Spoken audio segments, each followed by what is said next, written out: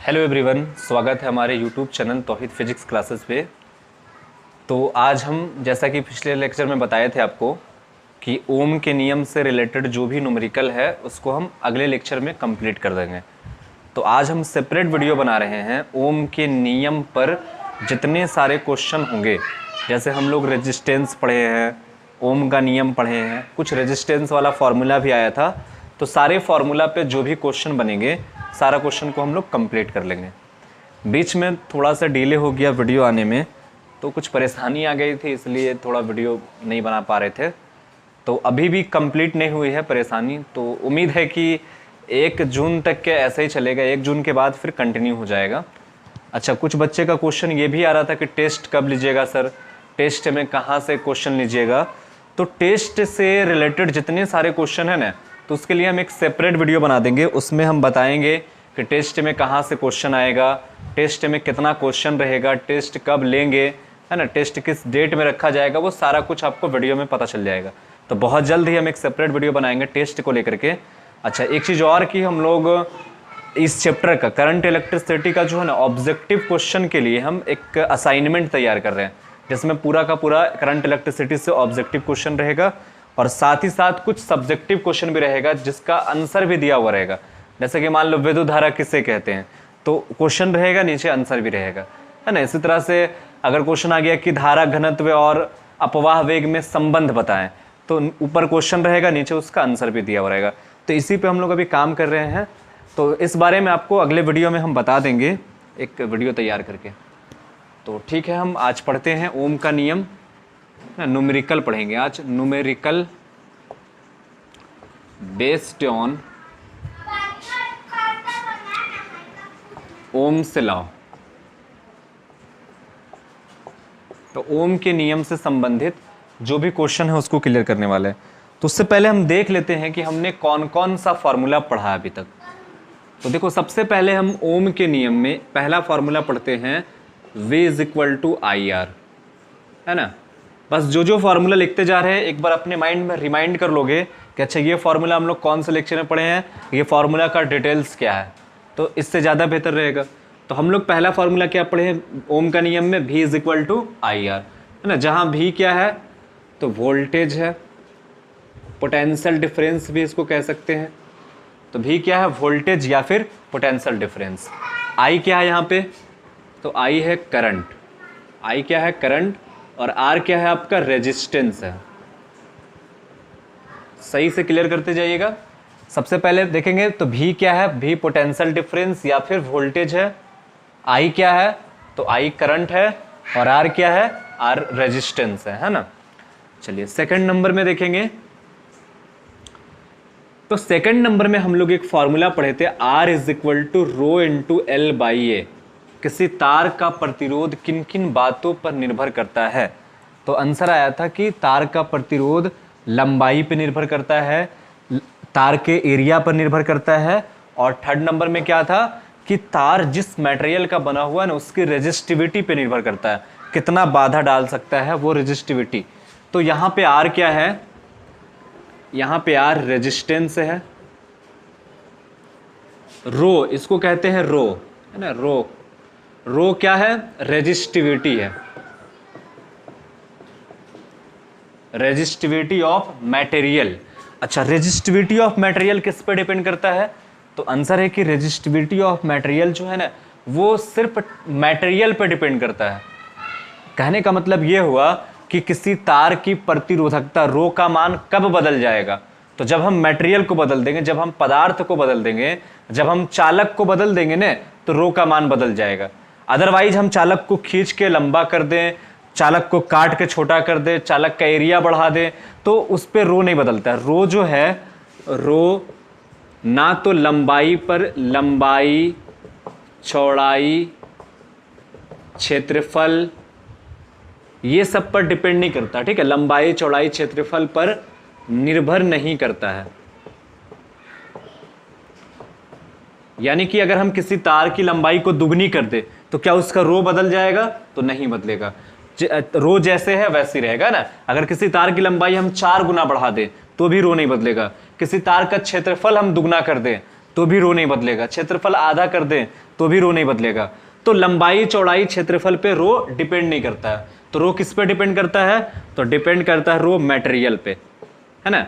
अगर हम मटेरियल को चेंज कर दें, जैसे हम तांबा का तार लगाएं तो तांबा का तार का रो कुछ और था, बगल में अगर हम लोहा का तार लगा दें तो लोहा का कुछ और आ जाएगा, बगल में हम चांदी का तार लगा देंगे तो चांदी का कुछ और आ जाएगा। तो चांदी का लगता नहीं है ना, इसलिए क्योंकि चोरी कर लेगा। लोहा का तार तो चोरी कर लेता है, हम लोग के गांव की तरफ तो मत बोलो। तो मटेरियल पर डिपेंड करता है। और किस पे डिपेंड करता है?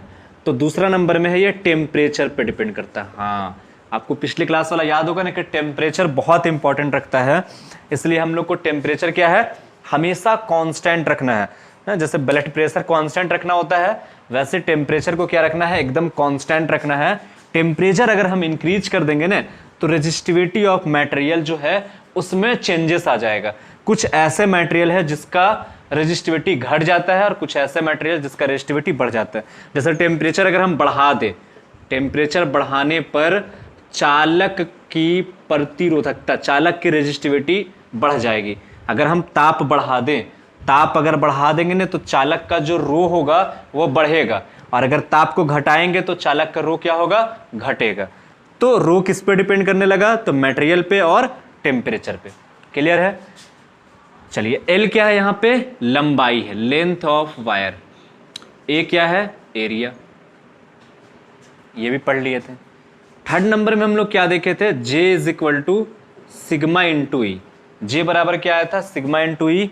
ये ओम के नियम का वेक्टर फॉर्म है। जे बराबर सिग्मा ई क्या है? ओम के नियम का वेक्टर फॉर्म। जे यहां पे क्या है? Current density.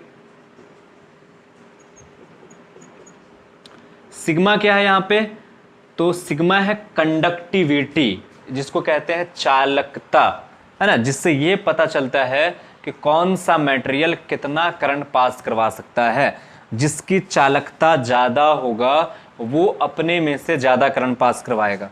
तो रो क्या, सॉरी सिग्मा क्या है यहां पे? कंडक्टिविटी।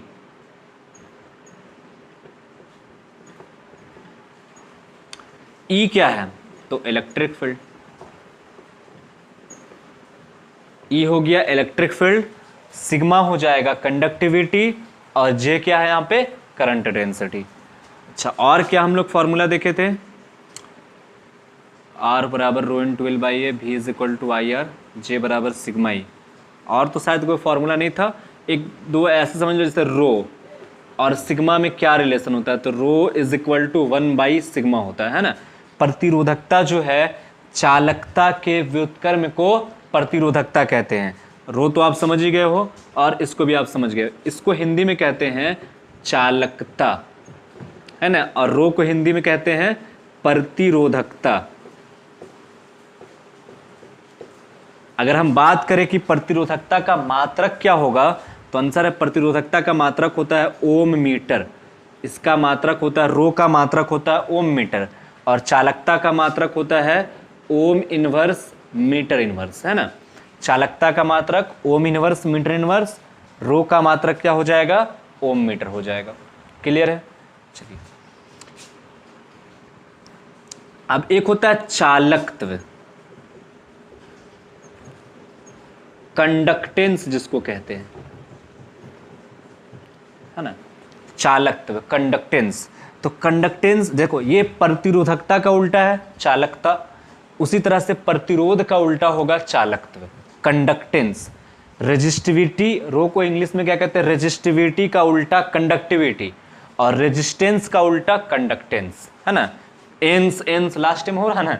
रेजिस्टेंस, रेजिस्टेंस, रेजिस्टेंस का उल्टा क्या होता है? रेजिस्टेंस इज इक्वल टू होता है 1 बाई कंडक्टेंस। यानी प्रतिरोध का उल्टा चालकत्व और प्रतिरोधकता का उल्टा चालकता। चालकत्व, वाह, लास्ट में आ रहा है और यहाँ पे चालकता है। तो उम्मीद करते हैं कि आपको क्लियर हो रहा होगा, है ना। तो रेजिस्टेंस और कंडक्टेंस समझ में आ रहा है। रेजिस्टेंस का उल्टा कंडक्टेंस। अगर हमसे कंडक्टेंस का मात्रक पूछ ले तो रेजिस्टेंस का मात्रक क्या होता है? ओम, तो इसका मात्रक हो जाएगा ओम इनवर्स। बाकी सबका मात्रक आपको दिख गया है, सबका फॉर्मूला दिख गया है। तो आज हम ये सब फॉर्मूला पे कुछ क्वेश्चन लेंगे, 7-8 क्वेश्चन लिया जाएगा, और वो 7-8 क्वेश्चन मतलब लिया गया इस तरह से कि पहला क्वेश्चन दूसरे क्वेश्चन से मैच नहीं करता है, यानी हर तरह का जो भी रेजिस्टेंस से रिलेटेड, ओम के नियम से रिलेटेड जो भी क्वेश्चन है वो सारा क्वेश्चन को हम लोग करने वाले हैं यहाँ पे। तो ठीक है, हम आगे क्वेश्चन लेके आते हैं।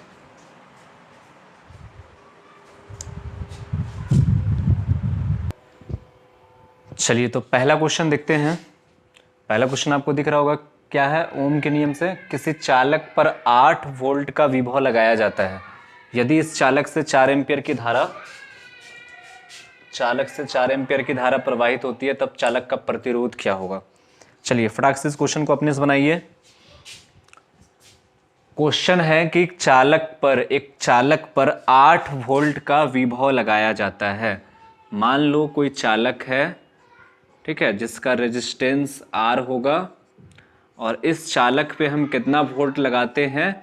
8 वोल्ट लगाते हैं। 8 वोल्ट का बैटरी से लाके जोड़ दिए। जैसे ही हम 8 वोल्ट का बैटरी से जोड़ते हैं तो चालक में कितना करंट पास होता है? I is equal to 4 ampere. कितना करंट पास होने लगा? 4 एम्पियर। तो हमसे पूछा गया कि चालक का प्रतिरोध क्या होगा। चलिए कितने लोगों से बन गया ये क्वेश्चन अपने से? देखो क्वेश्चन में क्या है ना कि वोल्टेज दिया हुआ, V का वैल्यू कितना दिया हुआ है? 8 वोल्ट।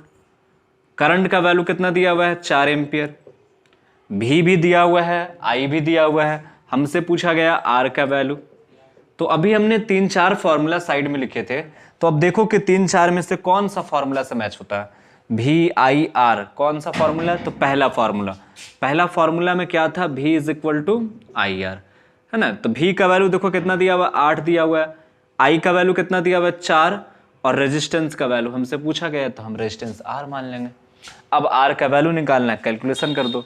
तो 4 दूना कितना हो जाएगा? 8। इसलिए R बराबर कितना हो जाएगा? 2 ओम। 2 ओम। ओम का ये सिंबल होता है ना, तो 2 ओम आंसर। समझ में आया है ना? बहुत ही सिंपल क्वेश्चन था ये, तो 10 लेवल का क्वेश्चन है, तो इसको नोट डाउन कर लो।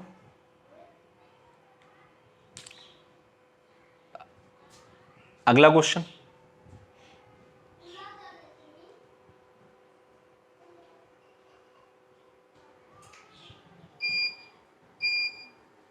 ठीक। चलिए दूसरा क्वेश्चन देखो क्या कह रहा है।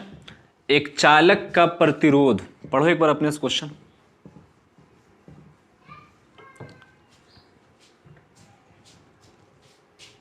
और इस दिल में क्या रख।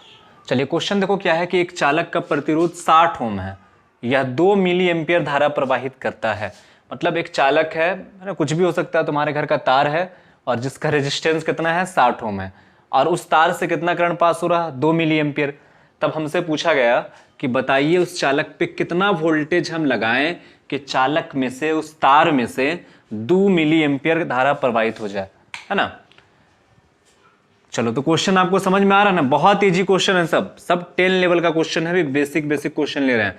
और आपका काम है कि इस ऐसी क्वेश्चन अपने से बनाना है। या तो अगर आपके पास कोई बुक है तो आप बुक से बनाइए, नहीं बुक है तो आप इसी क्वेश्चन में नंबर अलग कर दो। जैसे यहाँ पे 60 है तो 60 की जगह पे कभी 80 कर लो, कभी 40 कर लो, 2 की जगह पे 4 कर लो, 6 कर लो। जितना तुम प्रैक्टिस करोगे ना यार, उतना ये तुम्हारा याद होते चला जाएगा, एकदम इस पे कमांड बन जाएगा, है ना।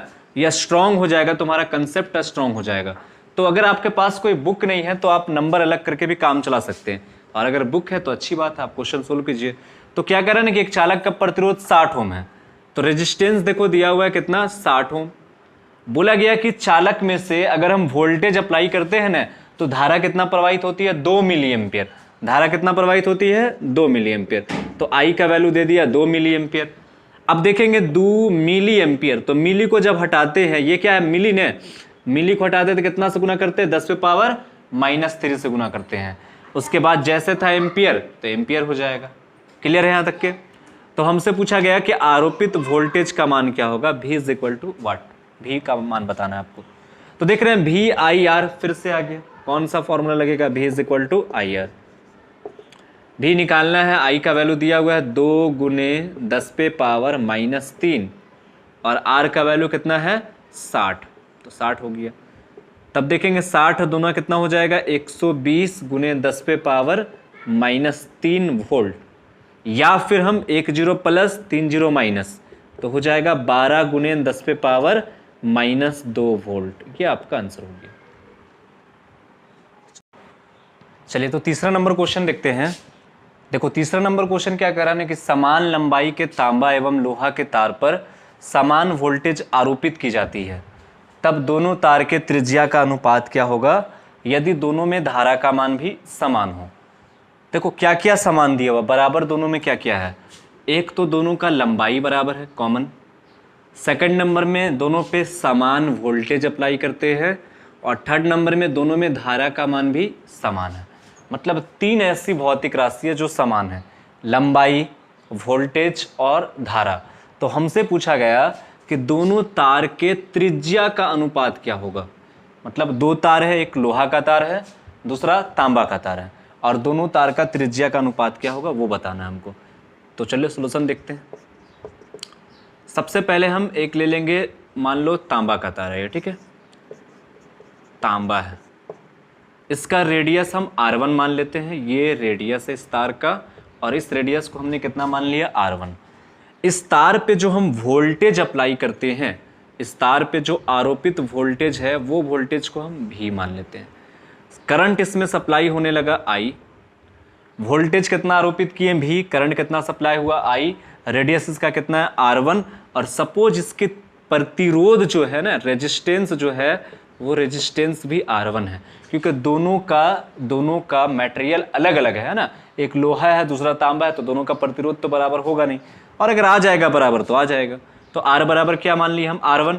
तो एक समीकरण तैयार होगा यहाँ से, R L V है ना, जो भी है इससे एक समीकरण तैयार होगा, और लंबाई मान लेते हैं हम यहाँ पे L।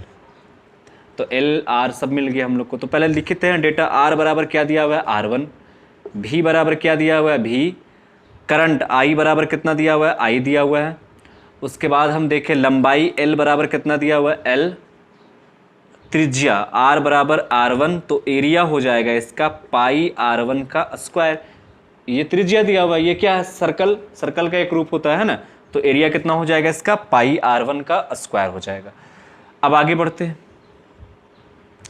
अब देखो V दिया हुआ है, I दिया हुआ है, तो हम पहले R निकाल लेंगे, तब तो R वाला फॉर्मूला लगाएंगे।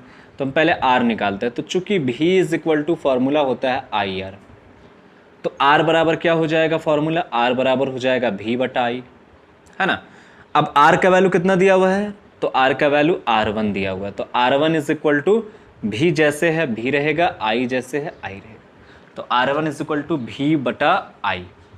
इसी तरह से हम सेकंड वायर लेते हैं लोहा का। मान लो कि ये लोहा का तार है, ठीक है, इसकी भी लंबाई L है, क्योंकि क्वेश्चन में बोल रखा है कि दोनों की लंबाई क्या होनी चाहिए, सेम होनी चाहिए, है ना। तो अगर ये तांबा का लंबाई L है तो लोहा का भी लंबाई क्या होगा, L होगा, है ना, क्वेश्चन में कह रहा ना। चलिए तो देखते हैं सेकंड लोहा का तार। तो क्वेश्चन में कह रहा है कि दोनों की लंबाई क्या होनी चाहिए, समान होनी चाहिए, है ना। तो दोनों की लंबाई समान, तो इसकी लंबाई अगर L, तांबा का लंबाई L, तो लोहा का भी लंबाई क्या होगा, L होगा। चलो क्लियर है। अब दोनों पे वोल्टेज भी क्या है, समान है, तो यहाँ पे वोल्टेज हम V अप्लाई किए हैं, तो यहाँ पर भी वोल्टेज कितना अप्लाई करना होगा, V वोल्टेज, है ना। धारा भी दोनों में सेम प्रवाहित हो रही है, इसमें भी धारा I, और सपोज मान लो कि इसकी रेडियस R2 है, रेजिस्टेंस R2 है, ठीक है। अब हम देखते हैं डेटा क्या क्या दिया हुआ है। तो R बराबर दिया हुआ है R2, लंबाई L is equal to L, voltage V is equal to V, current I is equal to I। उसके बाद अगर हम बात करें रेडियस की, तो रेडियस R2 है, और एरिया इसका क्या हो जाएगा, पाई R2 का स्क्वायर, तो एरिया भी मिल गया। अब हम फिर से यहाँ पे रेजिस्टेंस फाइंड कर लेंगे। तो देखो चूंकि फॉर्मूला R2 बराबर हो जाएगा V अपॉन I, रेजिस्टेंस का फॉर्मूला R बराबर क्या हो रहा है, V अपॉन I, तो R2 बराबर भी क्या हो जाएगा, V अपॉन I हो जाएगा, तो V अपॉन I हो गया। अच्छा, इसको हम इक्वेशन सेकंड मान लेते हैं और इसको इक्वेशन हम फर्स्ट मान लेते हैं। तो देख रहे हैं इक्वेशन फर्स्ट और इक्वेशन सेकंड दोनों क्या है, इक्वल आया, यानी कि R1 और R2 क्या है, इक्वल है, ठीक है। तो R1 बराबर R2। अब R1 बराबर फॉर्मूला क्या हो जाएगा, rho into L by A1 is equal to rho into L by A2। दोनों का मटेरियल अलग अलग है, तो रो भी अलग होगा, इसका रो 1, इसका क्या हो जाएगा, rho 2। Rho 1 into L by A1, rho 2 into L by क्या हो जाएगा, A2 हो जाएगा। चलो क्लियर है यहाँ तक। अब देखते हैं क्या क्या कट रहा है। तो L से L कट जाएगा, ρ1/A1 is equal to ρ2/A2। अब A यानी कि एरिया, तो एरिया इसका क्या हो जाएगा, तो ρ1 एरिया इसका होगा πr1 का स्क्वायर। इधर देखेंगे तो ρ2 एरिया इसका हो जाएगा πr2 का स्क्वायर। पाई से पाई कैंसिल, r1 और r2 का अनुपात पूछ रहा था, तो r1 को उधर भेज देंगे, तो ρ1/ρ2 इज इक्वल टू r1/r2 का होल स्क्वायर हो जाएगा, क्योंकि दोनों पे क्या है, स्क्वायर है, तो हम होल स्क्वायर लिख सकते हैं। स्क्वायर को इधर भेजेंगे, रूट बन जाएगा ρ1/ρ2 इज इक्वल टू r1/r2। यानी दोनों त्रिज्याओं का, दोनों तार के त्रिज्याओं का जो अनुपात आया है r1/r2 कितना आया, अंडर रूट ρ1/ρ2 आएगा। चलो क्लियर है।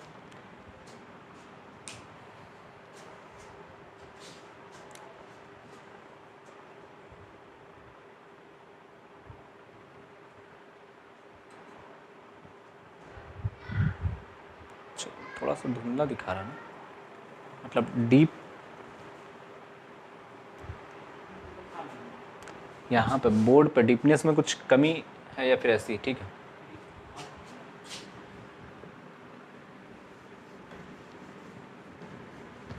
चलिए अगला क्वेश्चन देखते हैं।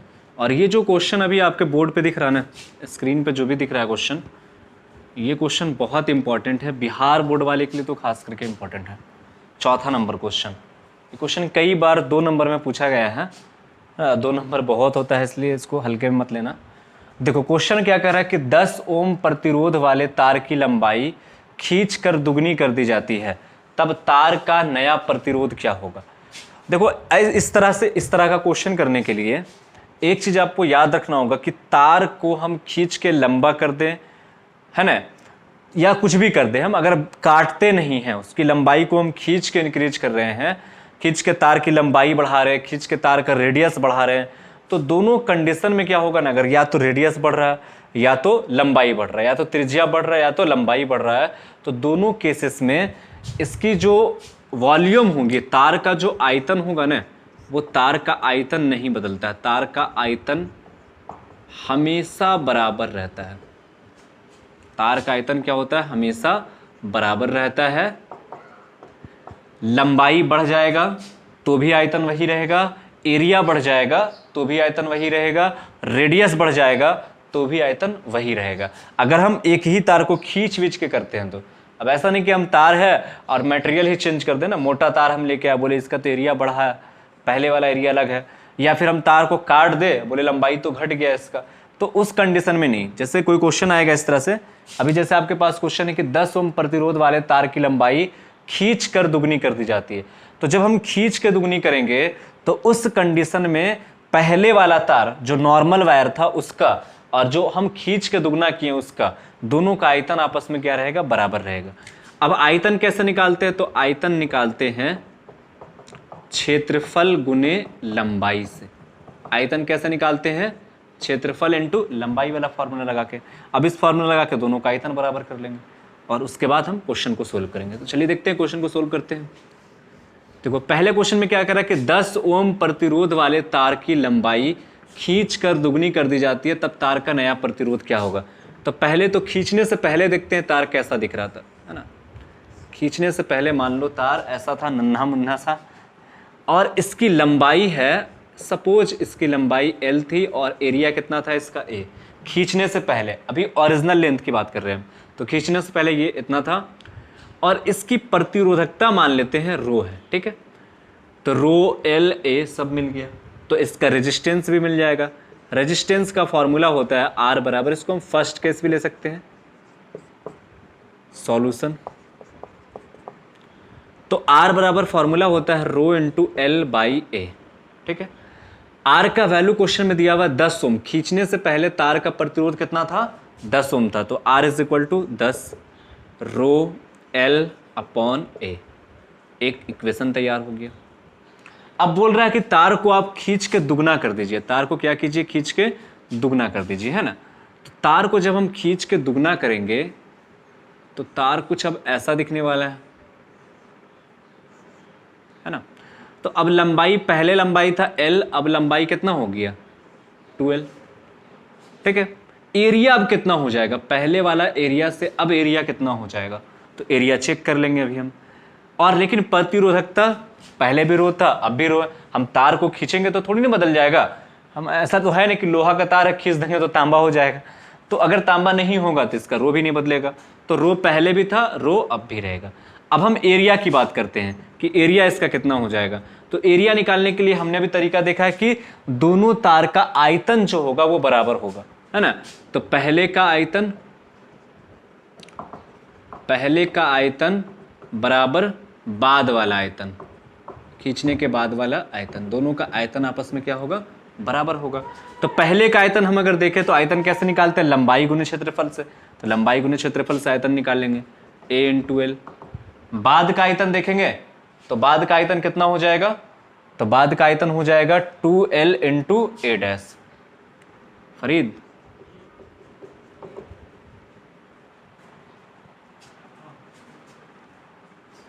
तो a into L is equal to 2l into A dash.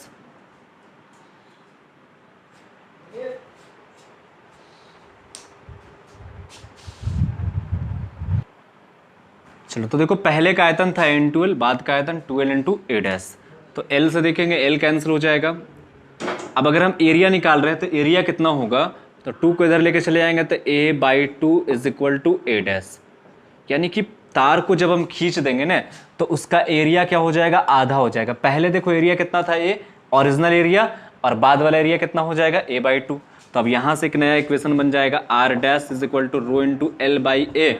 ये फॉर्मूला लगाएंगे, a डैश इसको मान लेते हैं और इसको l डैश मान लेते हैं, और l डैश बराबर मान लो 12 है, ठीक है। तो r डैश बराबर रो l डैश का वैल्यू कितना है 12, a डैश का वैल्यू कितना आया a बाई 2। ये 2 कहाँ चला जाएगा ऊपर, तो r dash is equal to 2 ऊपर गया तो 2 to 4 हो जाएगा, rho into 4l by A. ये इक्वेशन सेकंड बन जाएगा, है ना। ये इक्वेशन फर्स्ट और ये इक्वेशन सेकंड। अब हम क्या करेंगे, तो फर्स्ट वाले इक्वेशन में सेकंड वाले को या फिर सेकंड में फर्स्ट को, हम लोग को तो r डैश का वैल्यू चाहिए कि r डैश कितना होगा। तो सेकंड इक्वेशन में फर्स्ट से डिवाइड करने पर, सेकंड में फर्स्ट से डिवाइड करने पर, तो सेकंड देखो क्या है r डैश है, फर्स्ट देखो क्या है r है, क्या 10 है। सेकंड में r डैश, फर्स्ट में क्या है 10, रो इंटू 4l बाई ए। इधर देखेंगे तो rho into L by A से ए कैंसिल, रो एल से rho L cancel, r dash by 10 is equal to क्या बचेगा 4, therefore r dash is equal to 40 ohm. ये आपका आंसर होगा। तो जब हम तार की लंबाई खींच के दुगनी करेंगे तो तार का नया प्रतिरोध देखो कितना हो जा रहा है। तो पहले कितना था 10, अब कितना हो गया 40। तो जब हम लंबाई को दुगना करेंगे ना तो प्रतिरोध 4 गुना बढ़ जाता है। देखो पहले था 10, अब कितना हो गया 40 हो गया, तो 4 गुना बढ़ जाएगा। अच्छा, हम सेकंड वाला एरिया कैसे निकालते हैं, तो दोनों का आयतन बराबर करके हम सेकंड एरिया निकाल लेंगे। फर्स्ट एरिया a था तो सेकंड एरिया कितना है a बाई 2। तो लंबाई दुगनी करेंगे तो एरिया कितना हो जाएगा आधा। इन सब चीज़ों को तुम याद अब कर लोगे, है ना, कि हर बार आपको ये ना करना पड़े कि हम एरिया निकालें। निकाल भी सकते हैं, नहीं भी निकाल सकते, आप इस तरह से याद कर लीजिए कि अगर हम तार की लंबाई दुगनी करेंगे तो एरिया कितना हो जाएगा, उसका आधा हो जाएगा। तो चलो ठीक है, इसको नोट डाउन कर लो। 5 नंबर क्वेश्चन।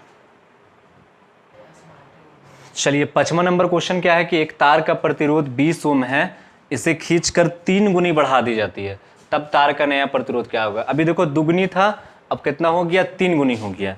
तो ये क्वेश्चन आप एकदम प्योर प्रैक्टिस से अपने से प्रैक्टिस करना है। ये क्वेश्चन हम बताएंगे नहीं, ये क्वेश्चन को अपने से सोल्व करना है और सोल्व करके आप आंसर कमेंट कीजिएगा, है ना। आंसर कमेंट करना है सभी लोगों को, इसका आंसर कितना होगा। चलो 6 नंबर क्वेश्चन। ये क्वेश्चन आपको अपने से बनाना है, अपने से बना करके दिखाइएगा कितना होगा।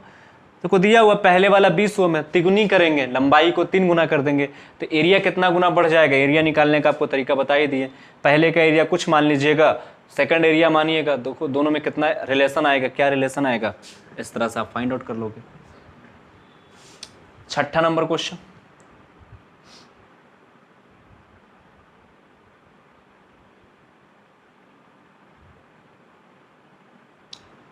छठा क्या कह रहा है, एक तार का प्रतिरोध 10 ओम है, इस प्रकार से खींचा जाता है कि इसकी त्रिज्या आधी हो जाती है। तब तार का नया प्रतिरोध बताइए। चलिए बनाइए क्वेश्चन को। त्रिज्या आधी हो जाती है, यानी कि यहां पे रेडियस के साथ में रिलेशन बनाया गया।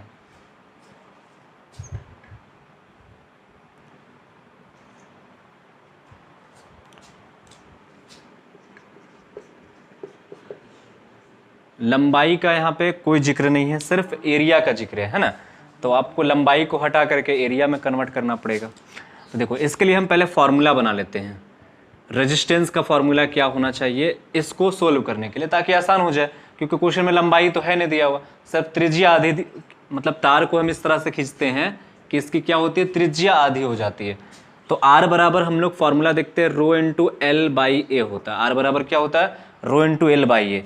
तो देख रहे हैं यहाँ पे एल बाई ए, तो एरिया में से तो देख लेंगे त्रिज्या आधी हो जाएगी, बट लेंथ को कहाँ लेके जाएंगे, लेंथ तो यहाँ पे दिया हुआ है नहीं, तो लेंथ को हम हटा लेते हैं। कैसे हटाएंगे, तो हमको पता है कि आयतन क्या होगा, हमेशा इक्वल रहेगा, है ना। तो चूंकि आयतन वॉल्यूम बराबर क्या होता है, लेंथ इंटू एरिया। वॉल्यूम बराबर क्या हो जाएगा, लेंथ इंटू एरिया। अब अगर हम यहां पर से लेंथ निकालें तो लेंथ बराबर क्या हो जाएगा, हो जाएगा वॉल्यूम बटा एरिया। ये है आपका वॉल्यूम, है ना, वॉल्यूम बटा एरिया हो जाएगा। तो जहां पे लेंथ है वहां पे हम क्या लिख सकते हैं, वॉल्यूम बटा एरिया। तो रेजिस्टेंस का फॉर्मूला बन जाएगा आर बराबर रो, जैसे वैसे रहेगा। एल के जगह पे हम क्या लिख सकते हैं, वॉल्यूम बटा एरिया। वॉल्यूम को हम भी मान लेते हैं और बटा एरिया नीचे आ जाएगा। एक एरिया पहले से है तो एरिया इंटू एरिया क्या हो जाएगा, एरिया स्क्वायर। अब हम ये फॉर्मूला का इस्तेमाल करके इस फॉर्मूला को भी थोड़ा सा और आसान बना लेते हैं ताकि एकदम क्लियर हो जाए। तो आर बराबर रो इंटू वॉल्यूम बटा एरिया का स्क्वायर। तो एरिया क्या होगा, पाई आर स्क्वायर, तो पाई आर स्क्वायर का स्क्वायर। अब ये फॉर्मूला बन गया और इस फॉर्मूला से हम फाइंड आउट करेंगे। तो चलिए पहले क्या करें, एक तार का प्रतिरोध कितना है, 10 ओम है। तो फर्स्ट केस देखेंगे। तो फर्स्ट केस में देखते हैं कि एक तार है, तार का प्रतिरोध दिया हुआ है कितना, 10 ओम। तार का रेडियस मान लेते हैं कितना है, आर, क्योंकि हम लोग को किससे मतलब है, आर से मतलब है और रेडियस से मतलब है, बाकी किससे मतलब है नहीं, क्योंकि रो भी कांस्टेंट, वॉल्यूम भी कांस्टेंट और पाई भी कांस्टेंट। तो आर बराबर 10 ओम और रेडियस बराबर आर। फॉर्मूला लगाएंगे R is equal to rho into volume बटा पाई आर स्क्वायर का स्क्वायर। कोई दिक्कत है तक समझने में, कोई दिक्कत नहीं। आर का वैल्यू कितना दिया हुआ है, 10 is equal to rho into volume बटा पाई आर स्क्वायर का होल स्क्वायर। ठीक है, पहले इसका रेडियस आर था। अब हम क्या किए कि इस तरह से खींचे कि इसकी रेडियस आधी हो गई। अब सेकंड केस लेते हैं। सेकंड केस में हम तार की त्रिज्या खींच करके हम आधी कर दिए। तो त्रिज्या पहले था आर, अब हो गया कितना, आर बाई 2। तो रेजिस्टेंस कितना होगा, तो रेजिस्टेंस का फॉर्मूला लगाएंगे आर इंटू वॉल्यूम बटा पाई आर स्क्वायर का स्क्वायर। ये फॉर्मूला होता है R dash is equal to rho into volume by pi. R का वैल्यू कितना हो गया, आर बाई 2 हो गया ना, पहले था आर, अब कितना हो गया, आर बाई 2। तो आर बाई 2 का स्क्वायर का होल स्क्वायर। ठीक है, ये आर डैश हो गया। इसको हम थोड़ा सा कैलकुलेशन कर लेते हैं ताकि आसान हो जाए। रो इंटू भी, पाई का स्क्वायर करेंगे तो क्या हो जाएगा, pi square into R square का होल स्क्वायर। तो आर पे पावर 4 हो जाएगा और 2 दूना 4, तो 4 ऊपर चला जाएगा। ठीक है, अच्छा 2 दूना 4 और फिर 4 का स्क्वायर हो जाएगा, ये 16 हो जाएगा, है ना। 2 का स्क्वायर करेंगे 4 और फिर एक स्क्वायर और लगा हुआ, तो 4 चौके 16।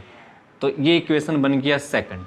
इस तरह से हम फर्स्ट को भी थोड़ा सा सोल्व कर लेते हैं। 10 बराबर रो इंटू भी बाई पाई का स्क्वायर और आर स्क्वायर पे आर स्क्वायर क्या हो जाएगा, आर पे पावर 4 हो जाएगा। कोई दिक्कत यहाँ तक। अब ये इक्वेशन फर्स्ट और वो इक्वेशन सेकंड। सेकंड में फर्स्ट से डिवाइड करने पर, ठीक है, तो सेकंड क्या है आर डैश, फर्स्ट क्या है 10। सेकंड में क्या आया, rho into volume into 16 by pi square into R पे पावर 4 बटा, इसको देखेंगे रो इंटू वॉल्यूम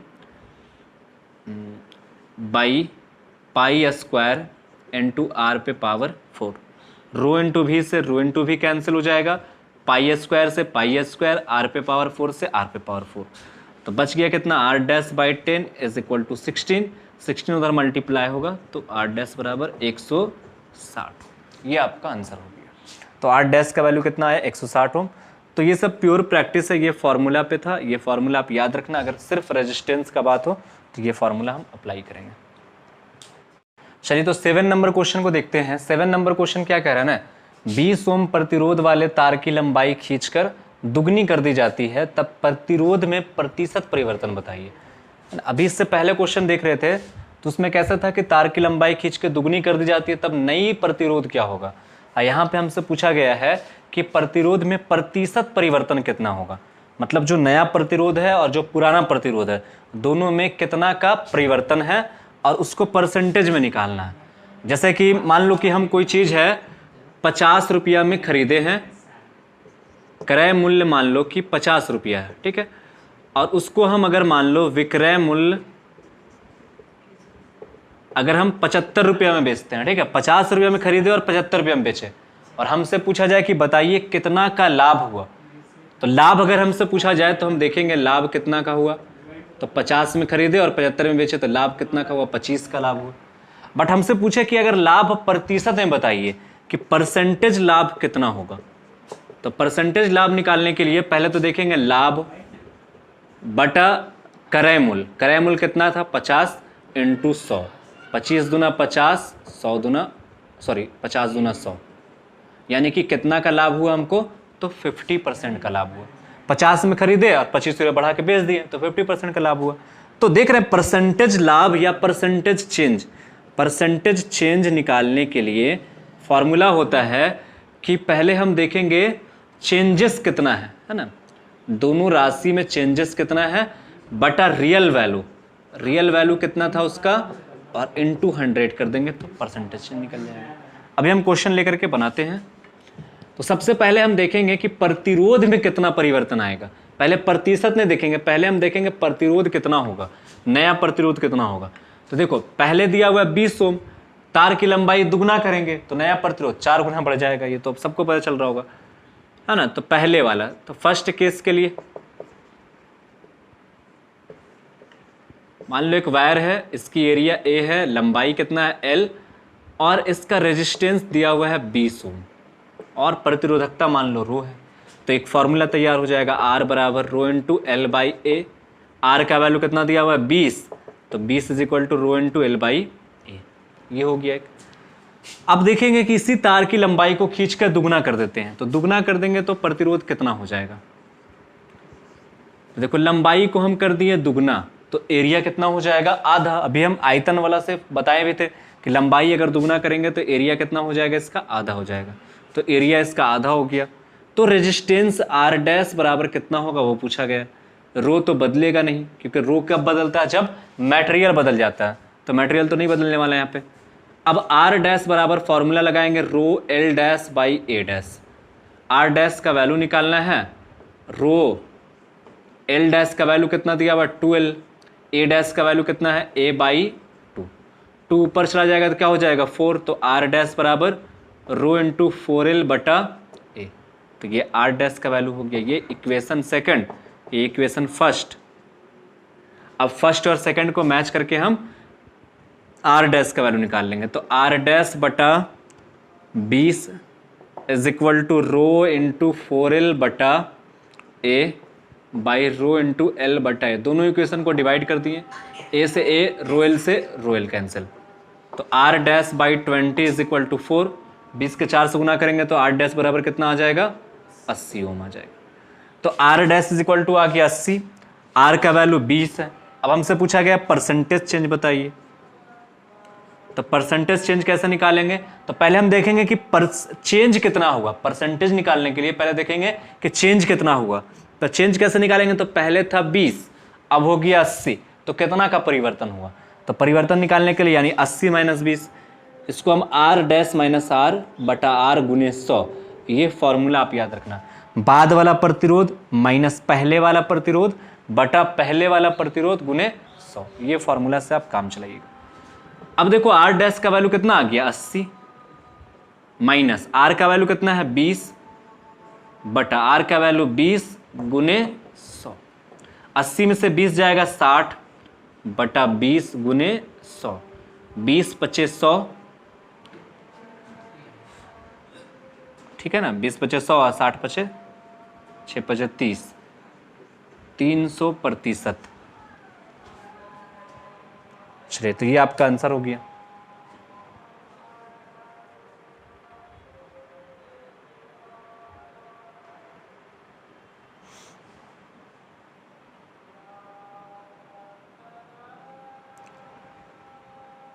चलिए तो अगले क्वेश्चन की तरफ बढ़ते हैं।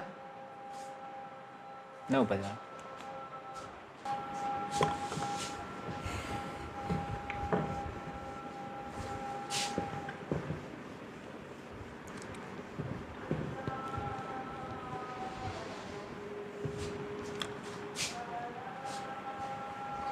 चलिए तो अगला क्वेश्चन क्या कह रहा है कि एक तार को 50% खींचा जाता है तब प्रतिरोध में प्रतिशत परिवर्तन बताइए, है ना। अब आ गया कि लंबाई चौड़ाई नहीं दिख रहा है, यहाँ पे डायरेक्ट दिख रहा है कि तार को हम कितना खींच रहे हैं 50%, यानी कि 50% उसकी लंबाई ही इंक्रीज हो रही है ना। तार को 50% खींच दिया जाता है, तब आपसे पूछा गया प्रतिरोध में प्रतिशत परिवर्तन बताइए। तो कैसे बनाएंगे, जो हमारे पास तरीका है पहले देखेंगे कितना परिवर्तन हो रहा है। तो हम मान लेते हैं कि मान लो कि एक वायर है, ठीक है, इसका रेजिस्टेंस सपोज R है, लंबाई कितनी है इसका L, एरिया कितना है इसका A, ठीक है। तो R बराबर एक फॉर्मूला बन जाएगा, R is equal to rho into L by A। ये एक इक्वेशन बन गया, इक्वेशन फर्स्ट।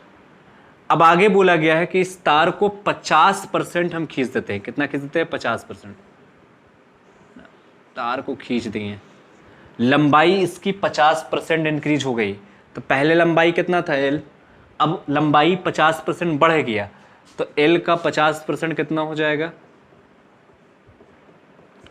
तो L इंटू 50 बाई 100, 5 दूना 10, यानी कि L बाई 2 होगा। L का 50% कितना होगा, L बाई 2। पहले लंबाई था L, अब उसका हम 50% और बढ़ा दिए, तो कितना बढ़ा दिए हम, L बाई 2 बढ़ा दिए। तो पहले था L और L बाई 2 और बढ़ गया, तो एक और आधा कितना हो जाएगा 3 बाई 2L, यानी 3L बाई 2। तो अब इसकी जो लंबाई है वो 3L बाई 2 हो गई। अब एरिया कितना होगा इसका, है ना, एरिया कितना हो जाएगा, एरिया A डैश कितना होगा, L डैश तो बराबर आ गया 3L बाई 2, A डैश कितना आएगा। तो A डैश निकालने के लिए हम लोग को पता है कि आयतन बराबर होता है ना, आयतन दोनों का क्या होता है बराबर। तो देखेंगे पहले वाला का आयतन A इंटू एल, दूसरे वाला का आयतन A dash into 3L by 2, कोई दिक्कत। अब देख रहे हैं L से L कैंसिल हो जा रहा, A डैश का तो वैल्यू ही चाहिए कि नया वाला एरिया कितना होगा। देखो हम लोग कुछ नहीं कर रहे, जैसे पहले स्टेप सिखाते आ रहे वही काम कर रहे हैं। क्वेश्चन भले प्रतिशत दे दिया, प्रतिशत में दे दिया, लेकिन तरीका हमारा सेम है। अब 2 को इधर हम मल्टीपल कर देंगे तो 2A बटा 3 इज इक्वल टू क्या हो जाएगा 8S, यानी एरिया कितना आ गया 2A बटा 3, यानी नया वाला एरिया आया है 2A बटा 3 हो जाएगा, ठीक है। एरिया इतना मिल गया, लंबाई इतना मिल गया, तो रेजिस्टेंस हो जाएगा R डैश बराबर rho into L by L dash by A dash. Rho का वैल्यू तो नहीं चेंज होगा, L डैश का value 3L by 2 into A dash का वैल्यू तो 2A बाई 3, 3 ऊपर चला जाएगा, कोई दिक्कत, कुछ कट रहा नहीं कट रहा। तो R डैश बराबर ले लेंगे 3 तिया 9 रो इंटू 9L और 2 दूना 4A, ये R डैश आ गया। ये इक्वेशन सेकंड हो गया, ये फर्स्ट है ना। अब हम क्या करते हैं, सेकंड में फर्स्ट से डिवाइड करते हैं। एकदम आसान तरीका भी आपको बताएंगे अभी, तो पहले ये देख लो, सेकंड में फर्स्ट से डिवाइड करने पर देखो सेकंड क्या है, यहाँ पे R डैश है, फर्स्ट कितना है यहाँ पे R, सेकंड में क्या आया rho into 9L by 4A, first कितना आया, तो फर्स्ट है रो इंटू L बाई A। कोई दिक्कत है तक समझने में, कोई दिक्कत नहीं। रो L से रो L कैंसिल हो जाएगा, ए से ए कैंसिल हो जाएगा, तो 4 नीचे आ जाएगा, 9 ऊपर बचेगा, तो आर डैश बटा आर इज इक्वल टू 9/4 आया। कि कटेगा भी नहीं क्योंकि 9 3 से कटता है, 4 2 से कटता है ना, दोनों में बड़ा वाला दुश्मनी है। तो आर डैश बाई आर बराबर कितना आया, 9/4 आ गया। अब हम लोग को प्रतिशत परिवर्तन निकालना है ना, ये तो अभी परिवर्तन देख लेंगे कि आर डैश कितना होगा, तो आर डैश हो जाएगा आर का 9/4 रहेगा, ये तो हो गया दोनों का वैल्यू। लेकिन परसेंटेज चेंज निकालना, तो परसेंटेज चेंजेस का फॉर्मूला अभी देखे थे, R dash minus R by R गुने 100, यही था। ठीक है, इसको हम चाहें तो ऐसे भी लिख सकते हैं, R dash minus R by R into 100। चलो क्लियर है। अब देख रहे हैं कि यहाँ पे आर डैश बटा आर इज इक्वल टू क्या है, 9/4। तो इसको भी अगर हम वैसे फार्मूला में कन्वर्ट कर देते तो फायदा हो जाएगा। तो हम क्या करते हैं ना कि आर को डिवाइड कर देते हैं, मतलब सेपरेट कर देते हैं दोनों को। तो R dash by R minus R by R कितना हो जाएगा, 1 इंटू 100। अब आर डैश बाई आर का वैल्यू कितना आया, 9/4 आया, 9/4 माइनस 1 इंटू 100।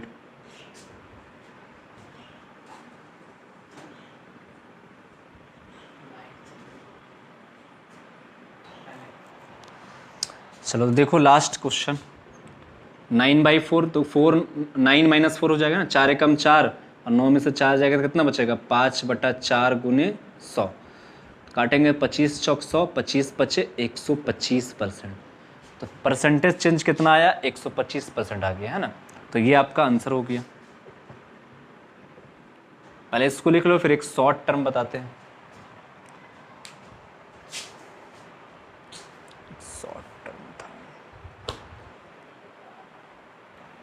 देखो इसका एक सिंपल तरीका है, आप ऐसे भी बना सकते हो, percentage change is equal to n square minus 1 into 100। बस ये फॉर्मूला से बन जाएगा। n क्या है, तो n फैक्टर है, n फैक्टर है जो चेंज होता है ना रेजिस्टेंस में, चेंज इन रेजिस्टेंस का जो फैक्टर है वो है n। देखो n कैसे फाइंड करेंगे, तो पहले वाला देखो, पहले का लंबाई कितना था l, बाद वाला लंबाई कितना हो गया 3l/2 है ना। तो बाद वाला लंबाई को हमको देखना कि कितना प्रतिशत बढ़ गया, यानी l डैश देखना। तो l डैश बराबर कितना आया था 3/2l, या इसी को हम लिख दे तो 1.5l हो जाएगा। तो l डैश में यानी कि पहले वाला लेंथ से जितना गुना बाद वाला लेंथ बढ़ जाए या घट जाए, वो गुणनफल को ही हम n कहेंगे। ठीक है, तो पहले वाला लेंथ कितना था l, बाद वाला लेंथ कितना हो गया 1.5l। तो यहाँ पे n का काम कौन कर रहा है, 1.5 कर रहा है। तो n के जगह पे रखेंगे percentage change is equal to n के जगह पे 1.5 का स्क्वायर माइनस 1 गुने 100। 1.5 का स्क्वायर हो जाएगा 2.25 माइनस 1 इंटू 100। 2.25 में से 1 जाएगा तो 1.25 बचेगा, गुने 100, 2 जीरो से पॉइंट कैंसिल, 125% बन गया।